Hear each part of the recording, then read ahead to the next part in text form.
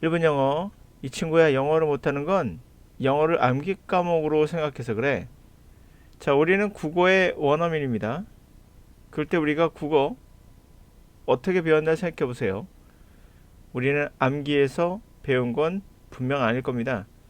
그런데 이상하게 영어만 들어가면 암기 과목이 되는 이 현상, 놀라운 현상.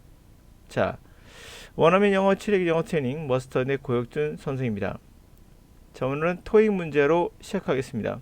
토익 문제는 가장 현실에 가까운 그런 영어 시험입니다.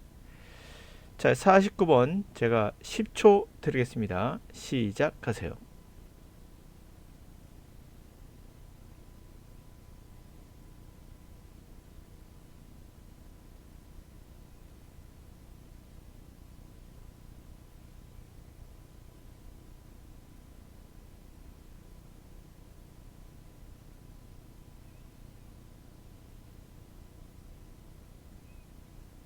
네, 충분히 시간을 줬습니다.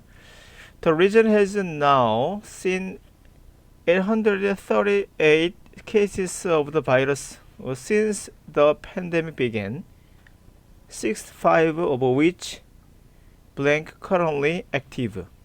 자, 그 지역은 지금 838개의 케이스의 바이러스가 보였고, 자, since 뭐뭐 이래로, the pandemic 시작한 이래로, 그리고 그것의 65개의 케이스가 현재 액티브 중이다 라는 얘기예요.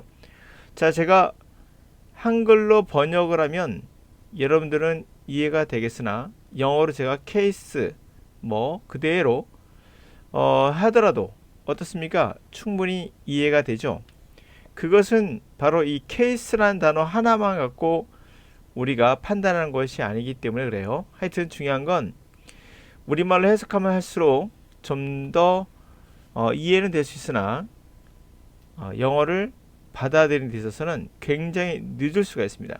다시 말해 케이스를 환자라고 해석하면, 자, 그 지역은 지금 838명의 바이러스 환자를 보고 있다. 이것도 보고 있다가 되게 이상하죠. 그냥 딱 해석하지 않더라도 이 정도의 환자들이 발생했다는 것을 지켜보고 있다 정도로 우리가 느낌 받을 수 있죠. 그러다 보면은 이게 환자라고 하는 순간 해석을 케이스로 했다면 좋았는데, 물론 이 느낌을 들긴 들죠. 법정의 케이스는 뭐겠습니까? 병원이 아닌 법정으로 가면 그 법정에서는 케이스가 뭘까요? 소송이겠죠. 병원에서는 환자가 될 것이고, 그렇죠? 선생님, 환자라는 단어가 페이션스가 있지 않습니까? 그래요. 이게 환자라는 뜻이고요. 근데 이게 또 왜 환자가 되느냐? 법정의 소송 같은 경우도 다른 뜻이 있을 건데, 슛이라는 단어도 있고, 가볍게 생각하시면 여러분이 원어민을 생각해 보세요. 케이스란 말을 환자, 소송 여러 가지로 그들이 암기한다는 것 자체가 정말 코믹할 수도 있어요. 그러나 법정이 아닌 환자로 볼게요. 병원에서의 다뤄와야 할 어떤 상황이 있죠. 바로 다뤄야 할 상황, 그게 케이스예요. 우리말로 번역하면 그게 병적인 케이스가 돼 있죠. 이 케이스는 이렇게 치료하고 저 케이스는 이렇게 치료하자고, 이게 케이스예요. 제가 번역하지 않더라도 환자의 느낌이 적절하게 오긴 하죠. 그러나 병으로서의 환자예요. 반면에 페이션트는 환자 그 자체, 인격체로서의 환자예요. 됐습니까? 인간으로서 환자. 법정도 또한 이해 가시겠죠. 그러면 이 케이스는 형사 케이스고 이 케이스는 민사 케이스야, 뭐 이런 식으로 어떠한 시츄에이션, 특정한 상황을 얘기하는 거죠. 이해 가시나요? 그러므로 제가 말하고 싶은 얘기는, 단어라는 것은 절대 우리가 의식의 세계로 그 정의를 알 수는 없다. 그러나 이렇게 고쳐줌으로써 간접적으로 그 뜻을 알 수 있다. 하여튼 그 지역은 838명의 바이러스 환자가 있었고, since가 뭐뭐 이래로 뛰잖아요. 그러면 팬데믹이 시작한 이래로 뜻이니까, 자, 팬데믹이 시작한 이래로니까 뭘 써야 될까요? 제가 오늘은 시제에 관한 얘기 좀 해볼 건데요. 시제를 암기하는 경우가 있더라고요. 여러분, 이 암기한다는 것은 딱 고정시키는 거야. 이거는 A는 B야 라고 고정을 시킬 때 쓰는 표현이거든요. 암기라는 게 A는 B야. 확정했을 때. 그러시면 여러분들은 영원히 영어를 배울 수가 없습니다. 이해를 해보세요. 자, 팬데믹 시작했어요. 과거에. 그 이래로 간다면 과거부터 지금까지 되겠죠. 그러므로 현재와 과거가 동시에 있는 게 뭘까요? 현재도 있고 동시에 과거도 연결되는 거. 그게 바로 현재 해지에다가, 이거 현재형이죠. 과거 분사에 PP를 쓰는 거죠. 그러면 현재와 과거가 공존하는 독특한 구조가 나오게 되죠. 이게 바로 완료란 구조죠. 현재 완료라고 하죠. 그래서 has seen을 쓰는 게 적절하겠죠. 그때로 쭉 있었다. 자, 그 다음에 63면만 보더라도 위치가 뭘 가르치는지 아시겠죠? 바로 케이스가 되어 있죠.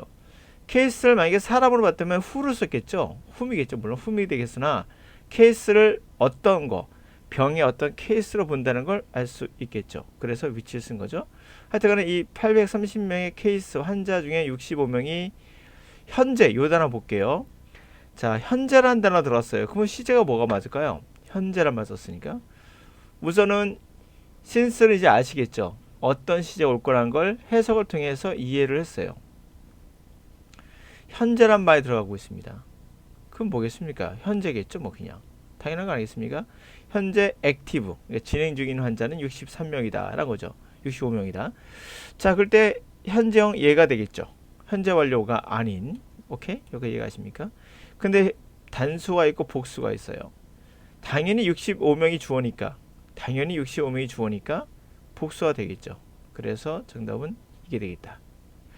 제가 왜 이런 말을 드리고 있냐면, 토익이든 수능이든 뭐 공무원 영어든 뭐 어떤 영어라도 영어 강사님께서 자꾸 학생들을 아주 쉽게 가르친다는 착각을 불러일으키고 있는 것 같아요. 바로 암기죠. A는 B다라는, 이게 나가면 현재형 무조건, 이러면 되게 쉽게 느껴져 학생 여러분들. 그러나 그렇게 간단하게 봐서는 안 된다는 거예요. 이해를 먼저 하셔야 돼요. 왜 그런지. 영어는, 언어는 상식의 순에서 상식적으로 생각합시다. 갑니다. 이런 것도 많습니다. 우리가 전에 외울 때 보면은 어고는 나가면 무조건 과거형, before는 had pp 형태로 많이 쓴다. 이렇게 외우는 학생도 있을 거예요. 꼭 그렇지 않다는 걸 제가 좀 보여드릴게요. 이 각자의 뜻이 있거든요. 각자의 뜻이. before라는 건 이 시점보다 전이란 뜻이에요. 그냥 전. 그러므로 말한 게 과거 아니겠어요? 그가 말했다가, 근데 이 전에잖아요. 그럼 당연히 had 과거와 더 과거. 그래서 이게 과거 완료 아니겠어요? 자, 그러므로 그가 말했던 시점, 그쵸? 그 전 시점. 그러므로 그가 말했다, 그녀를 전에 결코 본 적이 없다고. 그래서 과거 완료를 쓰는 건 before 어울리게 돼 있죠. 그럼 밑에 있는 거 볼까요? 나는 느꼈어. 현재예요. 근데 before를 썼어요. 그러면 이거보다 전인 겁니다. 그러므로 나는 마치 내가 여기에 과거, 현재, 이건 뭐죠? 과거. 그래서 현재 완료가 되겠죠? 자, 나는 느낀다. 마치 여기에 있었던 것처럼, 전에 여기에 있었던 것처럼 느끼고 있다. 현재. 두 번째, 어고라는 것은, 이거는 현재로부터, 무조건 현재로부터의 과거예요. 다시 한번, 어고는 현재로부터 카운팅하는 거예요. 지금으로부터 카운팅해서 전을 얘기해요. 그러므로 과거와 붙을 수밖에 없는 거죠. 앞에 수치가 나가면서. 뚜리인데 잘못 썼군요. 뚜리입니다. 자, 나는 그녀를 3 years ago, 3년 전에 봤다. 되므로 과거 시제가 물론 붙을 수밖에 없죠. 그러니까 이해를 하시라는 얘기를 제가 말씀드린 거예요. 자, 그러면 제가 말하는 요지는 이겁니다. 영어를 암기 과목으로 생각하지 마라. 그러면 지겹고 재미없다. 영어는 굉장히 재미있는 학문이다. 왜 재미있는지는 바로 이어서 다음 시간에 설명할게요. 감사합니다.